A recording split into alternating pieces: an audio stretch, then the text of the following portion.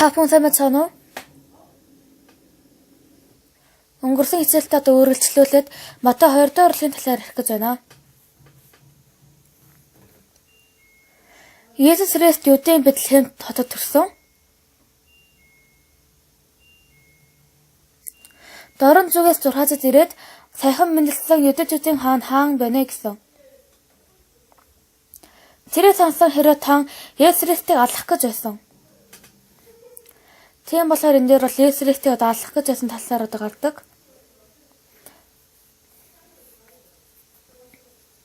Библийн уншаад үзсэн бол одоо Адам Ева хоёр нүгэл үлдсэний дараа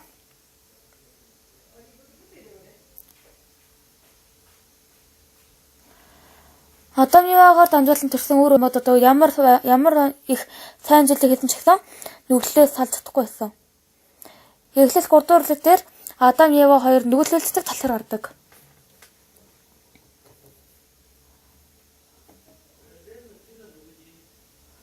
Хулгай игээд худлаа яриад одоо зохиороод одоо сайн муу мэдүүлэг зэмлэг итсэн гээд тэр зүйлийг нүгэлэх гэж байгаа биш.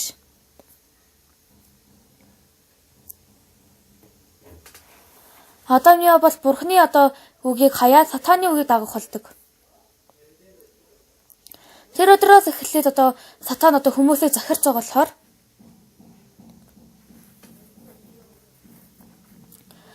сатааны доор байгаа хүмүүс одоо сатанаас салсан гэсэн ч гэсэн нүглээс салсан гэсэн ч гэсэн хизээд салж чадахгүй байсан. Тийм болохоор би Эхлэл Библийн 3 дугаар бүлэг дээр юу жижигсэн бэ гэвэл Бурхан Адам Евад одоо амьтны арьсаар одоо хувцас хийж өгсөн байгаа. Одоо арьсан хувцас гэдэг нь одоо юу вэ гэвэл нэг амьтан үхэж байна гэсэн үг.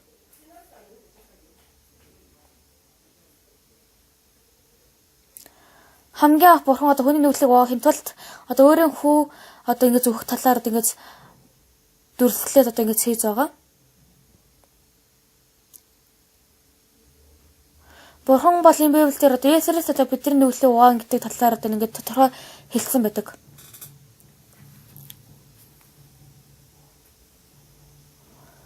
Хүмүүс бол өөртөө хууртагдаад өөрийн үйлсээрээ өөрийн сайн зүйлээрээ нүглээс одоо аврагдах гэж байсан. Харин Бурхан бол хүний ямарваа сайн зүйл, сайн үйлсээрээ аврагдаж чадахгүй гэдэг хэлж байна. Тэгээ Бурхан юу хэлсэн бэ гэвэл Бурханы хүү ирнэ гэж хэлсэн. Тэгээ Бурхан бол Авраамыг сонгосон. Харин Авраам бол хүү төрүүлж чадахгүй байсан. Яг л Авраам хүү төрүүлээд байх тусам түүний уур удмаас одоо Есүс Христ төрнө гэдгийг мэдэж байсан. Сатан бол тасралтгүй одоо Есүс Христ төрхийг одоо сатан бол ингэж хааж байсан. Харин Бурхан бол тэр ажлыг одоо ингэж өөрөө үргэлжлүүлээд хийсэн. Израиль ард түмэн одоо Египтлээ байсан үед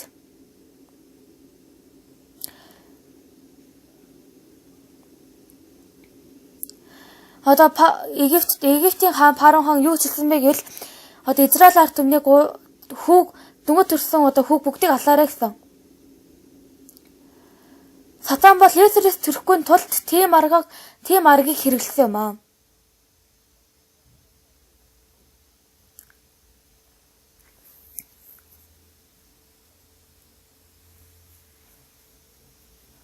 Тэр бүх хүүг алаарай гэсэн боловч Бурхан бол тэр дундаас Мосег аварсан. Мөн Израиль ард түмний одоо эрэгтэй түжээс 3500 хүмүүсийг одоо аварсан юм аа.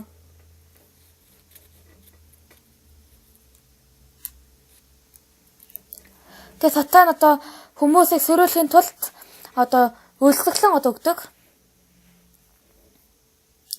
Тэр өлсгөлөнгөөрөө дамжуулан одоо Есүс Христийн удмыг одоо устгаж таслах гэж байсан. Харин Бурхан Йосефийг явуулаад тэр Израиль ард түмнүүд одоо бүгдээрээ аврагддаг талаар гардаг. Бурханы тэр хүслийг биелүүлэхийн тулд Сатан Бурханы хооронд байнга одоо дайн болж байна. Үнэхээр бидний нүдээр харахад одоо Парон одоо хаан маань одоо дөнгөж төрсөн тэр хүүг бүгдийг алаарай гэсэн үед одоо Израиль ард түмний одоо өөр удмын одоо дуу төгсөхтэйсэн үед одоо босыг одоо аварсан гэдгийг бид нар мэднэ.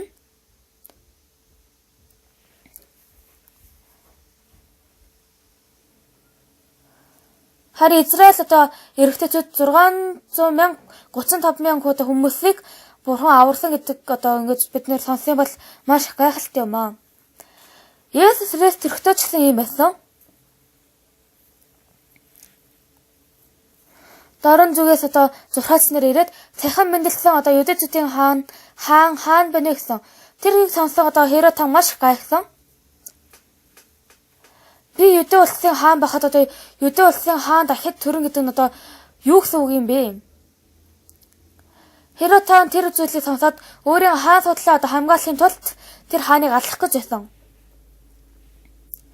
Ийм зүйлээрээ дамжуулан Сатан бол Есүс Христийг алах гэж байсан. Тийм болохоор бид Тамарын талаар ч гэсэн мэдэх болсон.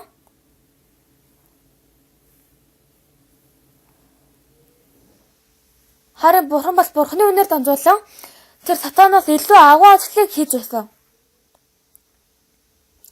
Херод хаан маань тэр Есүс Христийг алах гэж байсан.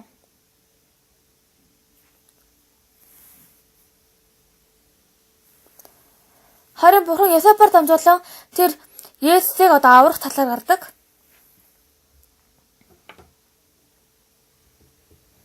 Бурханы элч маань одоо Йосепийн зүүдэнд орж ирдэг. Херод хаан тэр хүүхдийг алах гэж байна. Тэгэхээр Египт рүү яваарай.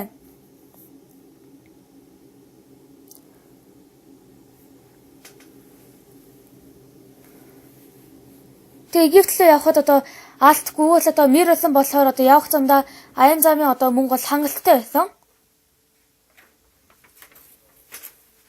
Тэгэд Херод хаан үхсээ дараа Израиль руугаа буцаж ирээрэй гэсэн. Тэгэхээр өдөр хүртэл болж байгаа тэр бүх зүйлүүдийг харах юм бол Есүс Христийн дэлхийд төрөхөнд Бурханы зорилго байсан.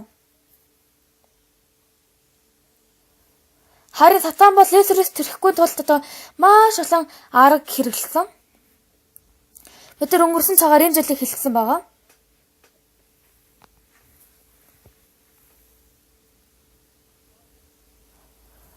Сатан бол энэ дэлхийд одоо Есүс Христ төрхийг маш их татгалзсан. Дургуйчсан. Харин заримдаа Сатаныг одоо ажиллаж байгааг харах юм бол би сайн чадахгүй ах уу болохгүй. Би сайн мэдээ таараад чадахгүй байна уу? Би сайн мэдээ түгээсээр амьдрч чадахгүй байна. Би нэр сайн мэдээ таараад чадахгүй болохгүй байна. Тийм цөхрөлтийн сэтгэлийг Сатан бидний дотор оруулж өгдөг. Бидний дотор байгаа Есүс Христийг бид нар харах юм бол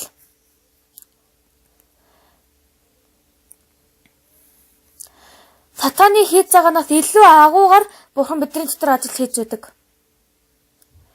Адам Еваг Бурхан одоо нүүл үлдүүлсэн. Тэгээд тэднэрт одоо Есүс Христийг явуулаад тэр нүглээс нь аврах гэж байсан. Харин Сатан бол Авраамыг хүү төрүүлэхгүй байсан. Харин Бурхан бол Авраам 100 настайдаа хүүг төрүүлээд Есүс Христийн удмыг үргэлжлүүлсэн байгаа.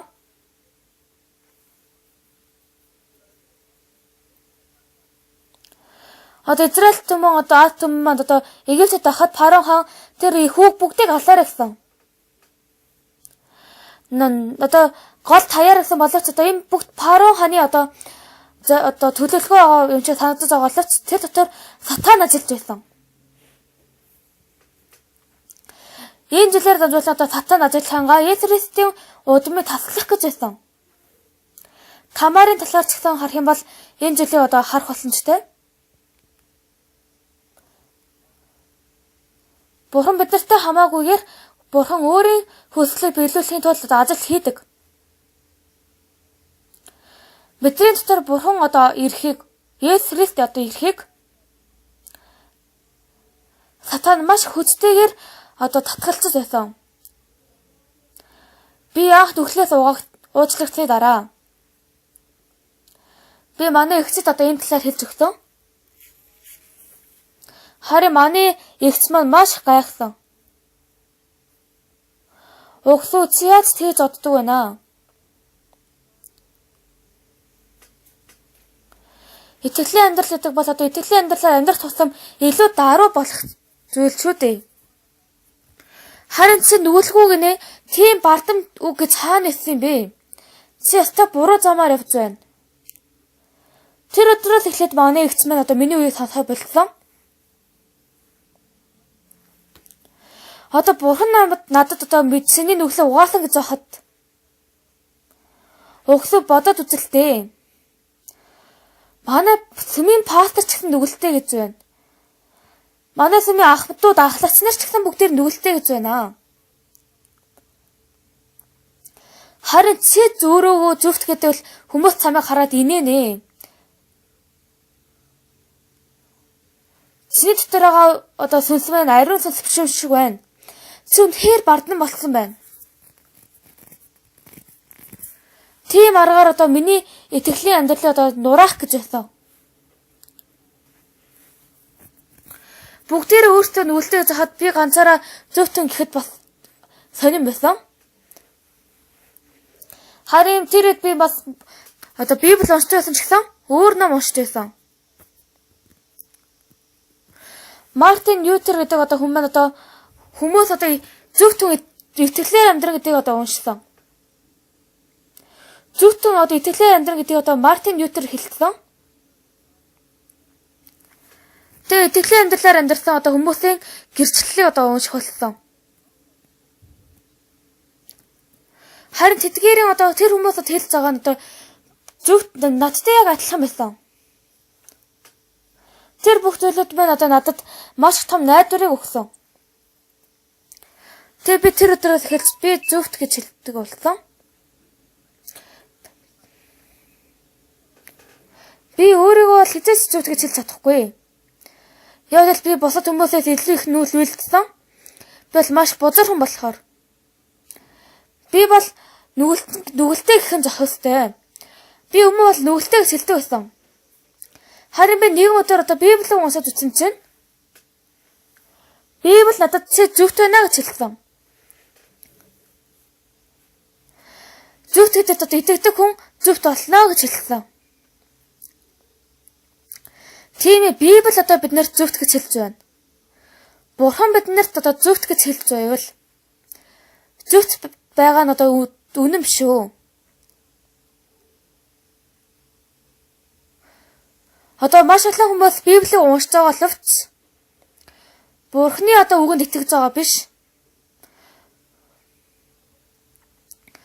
Библийг уншиж дараа өөрийн бодлыг хараад итгэж байсан. Би ч гэсэн одоо маш их нүүл үйлдэж байсан болохоор би өөрийгөө зөвхт гэж хизээж хэлж чадахгүй байсан. Би яаж зөвхт гэжээ? Би бусдаас илүү их нүүл үйлдсэн. Би манай сүмийн залуучуудад хэлсэн. Би нүглээс олж маш их зовдөг байсан. Харин би нэгэн өдөр одоо нүглээс угаагсан. Би одоо зөвхт тэгж хэлсэн. Нэгэн өдөр залуучууд одоо цуглалтын одоо өрөөнд залуучууд байсан. Тэгээ байн тэнд цуглараад одоо юм яриад тэгдэг байсан. Тэгээ би яг тэр өрөөлөө орохгүй яг хаалганы байруулалт барьсан байсан. Харин тэр өрөөнд дотроос одоо миний талаар ярьж байсан. Хөө тэр Паулс ястай инээдтэй хүн байлээ. Би одоо хэрийг мэдэн штэ. Би тэр одоо нүгэл үйлчлийг мэднэ штэ. Харин өөё нүгэлгүй гинүү? Өөрөө тэгээс нүгэлгүй гэл хэнийг итгэн гэж одоо юу? Тэр өстө инээдтэй хүн шүү. Тэгээ намайг одоо ингэж муулхан одоо инээж байсан. Тийм ээ. Би тэр хүнтэй хамт явхангаа их нүгэл үйлддэг байсан. Харин би одоо нүгэлтэй их нь маш даруухан шиг санагдсан. Нүгэл үйлдэсний дараа би өөрөө зөвхт гэж хэлэх нь маш хэцүү байсан. Харин Библи биднэрт юу гэж хэлж байна вэ? Библи бидэнд хэлэхэд бид нарыг зөвхт гэж хэлсэн. Бүх хүмүүс нүүл үлдснээр Бурхны алдар төрдөггүй. Хөрс татвар байгаа тэр зорилтоор дамжуулан түүний нэгүүлснээр өнгөө зөвтгөгдсөн билээ. Бурхан намайг ямар ч үн төлбөргүйгээр зөвтгөгдсөн гэсэн. Бурхан намайг зөвтгөл би зөвт шүү дээ. Би бол өдөр төлөөрөө нүгэлтэн гэсэн. Харин Бурхан бидний зөвтгөж хэлж байна. Би бол зөвтгöd. Би бол нүгэлтэй гэж хэлээд. Би Бурхантай тулалдаж байсан. Бурхан бол миний нүглийг санахгүй гэсэн. Харин би бол өөрийн нүглийг санаж байсан. Бурхан бол миний нүглийг цалчиг цагаа угаасан гэсэн. Харин би бол миний дотор маш их нүгэл байгаа гэж хэлж байсан. Бурхан бидний дунд одоо байнга тулалдаан болж байсан. Харин би Бурханыг ялж чадах уу? Би ямар их бардам байгааг би мэдэрч чадсан. Тийм ээ, Бурхан зөвтгөл би зөвтөө. Бурхан намайг ариун гэвэл би ариун. Бурхан миний бүх нүглийг угаасан гэвэл би нүгэлгүй. Бурхан миний нүглийг дахиж санахгүй гэвэл санахгүй. Би тэр үүнд итгэх тодорхой итгэлтэй болсон. Одоо хүртэл би нүгэл уйлдаг учраас би нүгэлгүй гэж хэлж байгаа биш ээ. Миний нүгэл угаах чадвар. Нүглийг угааж чадах тэр Бурханы чадвар байгаа. Нүглийг угааж чадах тэр Бурханы чадвараас илүү. Би их нүгэл уйлдэл би мэдээж нүгэлтэй ах тийм ээ.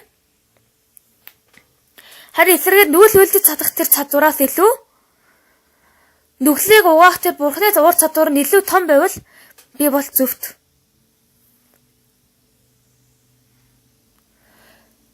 Би Библийг аль талаад харсан ч гэсэн би бол зөвхт байсан. Би өөрийгөө нүгэлтэй бузарсан ч гэсэн Бурхан зөвхт гэвэл зөвхт юм аа. Мэдээж Бурхан энэ ертөнцид хахад ийм зүйлийг байн хэлдэг байсан. Бурхан Яирогийн гэрт явсан. Яирогийн охин нь нөхөж байсан. Бусад хүмүүс бол бүгдээрээ тэр эмэгтэй охиныг үхсэн гэсэн. Харин Есүс бол тэгж хэлээгүй. Битгий үйлээ. Энэ хүүхд үхээгүй, унтаж байна гэсэн. Бүх хүмүүс Бурханыг Есүсийг одоо муугаар хэлсэн. Хүн үхсэн байх чинь тэрийг ч гэсэн ялгаж чадахгүй юм уу? Амьсгаад одоо амьсгалахгүй байна. Арьс нь буудаж эхэлж байна. Хүн унтаж байгаа үхснийг ялгаж чаддгүй юм уу? Тэгсэн мэт ямар өний Бурханы хүү? Хүмүүс бол бүгдээрээ түүнийг одоо жигшиж инээсэн. Яг л бүгдээрээ үхсэн гэж бодсон. Харин Бурхан бол Есүс бол одоо амьд байна гэсэн. Өөрийн бодлон зөв, Есүс Христийн бодлон буруу гэсэн. Харин Есүс Христ маань жоохон байжаа тэр эмэгтэйг дахин амьлуулсан.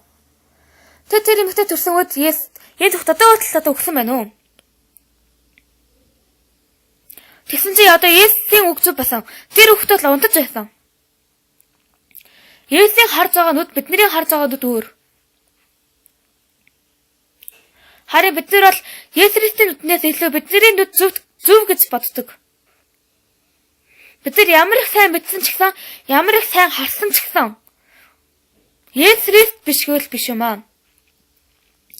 Есүс Христ унтаж байна гэвэл унтаж байгаа. Есүс Христ одоо үхсэн гэвэл үхсэн. Энэ хоёр бол маш хөөр юм аа. Манай сүмд одоо нөхөрлийн цуглааны газарт одоо усны том сав байгаа. Тэгээд тэр одоо савыг уулын хөндөд тавьсан. Тэр одоо усны одоо сав тавьдаг газар маш их нарсны мод байсан. Харин маш сайхан нарсны мод байсан. Тэгэхээр зүүр огтлоо тарихад маш хайрын байсан. Тэгэхээр тэр нарс моднуудыг бүгдийг одоо өөр газар руу одоо тарих гэж байсан.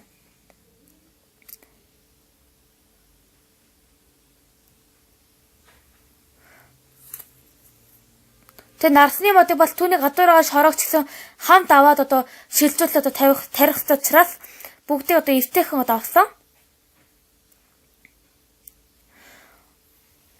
Нарс мод бол маш сайхан мод, солонгост бол маш үнэтэй байдаг. Тэгээ тэрийг одоо аваад тарьсан. Маш сайхан тарьцаад одоо усаар одоо усалсан. Харин нэгэн өдөр уулын одоо ингэж сахиж одоо нэг одоо хүмүүс ирээд хэлсэн.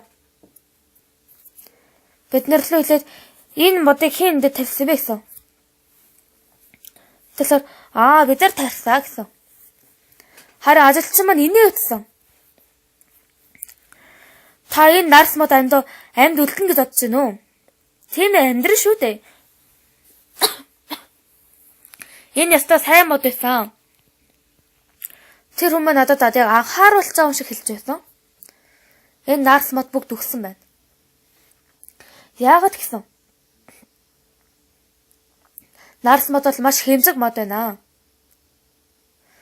Тийм болохоор өөр газар одоо тарихад маш болгоомжлохтой анхаарах ёстой зүйл байгаа. Тэр зүйлийн нэг нь цэглэл байгаа.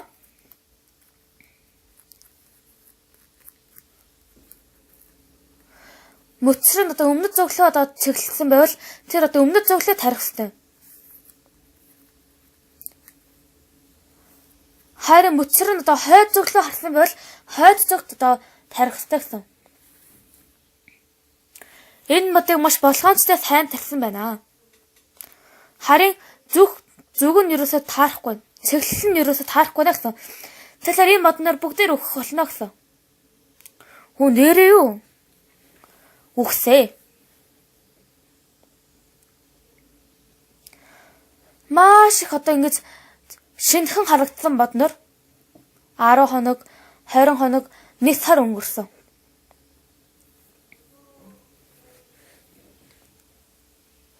Тэр 20 модноос 2 мод л амьд үлдээд 18 мод өгсөн байсан. Яг адилхан нарс мод боловч тэр ахын харж байгаа нүд бидний харж байгаа нүд маш хөөр байсан. Бидний тэр харахад бол яг амьд байсан. Харин тэр одоо ажилчин нь одоо харахад бол бүгдээр өгсөн модноор байсан. Бидний харж байгаа нүд Есүсийн харж байгаа нүд бол шал өөр юм аа. Тэгэхээр Есүстэй сэтгэлээ хамт байх хэрэгтэй. Бид нар ямар хайнд байгаа ч гэсэн Есүс Христэд өгсөн гэвэл өгсөн юм аа. Бидний тэр харахад ямар их бузар байсан ч гэсэн Бурхан харахад зөвхт гэвэл цэвэрхэн гэвэл бид нар цэвэрхэн юм аа. Тийм болохоор бид нар өөрийн шийдвэрээ хаяад Есүс Христийн шийдвэрийг одоо итгэх нь одоо Есүс Христ одоо итгэх гэдэг.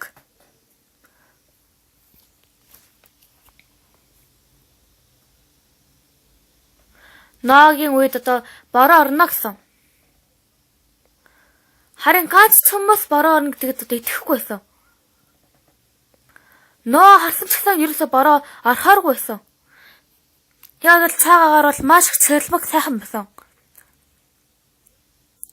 Харин Ноо бол тэр бороо орохгүй нөхцөл байдлыг одоо итгэсэн биш ээ. Бурхны үгэнд итгэсэн. Ямар их цагаагаар сайн байсан ч гэсэн Бурхан бороо орно гэвэл орох юм аа. Ноо бол хөөгс авдрыг бүтээсэн. Тэр Ноо тэр хөөгс авдралаа орсон. Бүх хүмүүс инээж байсан. Яг л хүмүүс бол өөрийн шийдвэр нь одоо зөв гэж бодсон.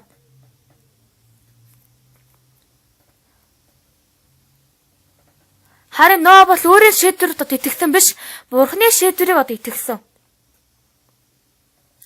Та бүхэн ч гэсэн хүмүүс ч үү яагаад шүүхгүй гэж. Та бүхэн яагаад шийдвэрт гаргаж чадахгүй гэж. Хүн одоо өөртөө туршлагатай. Тийм болохоор та бүхэн ингэж гэж шүүж байдаг. Харин та бүхний шийдвэр Бурхны шийдвэр бол өөр байдаг. Та бүхний шийдвэр маань ямар их зөв байсан ч гэсэн Бурхны шийдвэртэй өөр байвал өөр юм аа. Бурхны үгтэй өөр байвал өөр.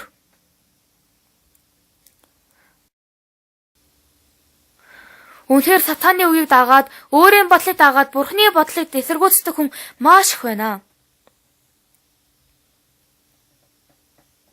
Бид нар Есүс Христосийн дотор одоо орох гэж байвал хамгийн ихэнд өөрийн шийдвэрээ харах хэрэгтэй. Өдний хүртэл одоо миний шийдэж байсан одоо шийдвэрүүд одоо зөв байна уу? Би яагаад ингэж шийдвэр гаргасан юм болоо? Ямар ч бодлого амьдраад байвал одоо мэдэхгүй. Харин заахал бодоод үзэх юм бол мэдэх боломжтой болно. Та бүхэн тэр үннийг заахан цагтаа мэдэх юм бол миний шийдвэр ямар их бузар зүйл байсан байна гэдгийг ухаарч чадна. Тэр өдрөөс эхэлж би ямар хүн болох вэ гэвэл би өөрийн зэр харахад бороо орохгүй байсан ч гэсэн Бурхан орно гэвэл орох юм аа. Миний зэр харсан ч гэсэн үхсэн байгаа. Харин Есүс Христос амьд гэсэн. Миний зэр харахад заваа байсан ч гэсэн Бурхан цэвэрхэн гэвэл цэвэрхэн юм аа. Миний зэр харахад маш бузар байсан ч гэсэн Бурхан зөвхт гэвэл зөвхт. Бурхан итгэдэг хүн гэвэл өөрийн шийдвэрт итгэдэг хүн биш, Бурханы шийдвэрт итгэдэг хүн юм аа. Өөрөө ямар ухаантай ч гэсэн Бурханы үгэнд итгэхгүй юм бол Бурханы хүн гэж одоо хэлж чадахгүй. Зөвхөн итгэлийн амьдрал одоо өөрийн зөв зүйл, өөрийн шийдвэрээ бүгдийг хаяад Бурханы шийдвэрийг хүлээн аваад Бурханы шийдвэрийг хэлэх нь итгэлийн амьдрал юм аа. Баярлалаа. Дараагийн цагаар ярья. Түр баяртай.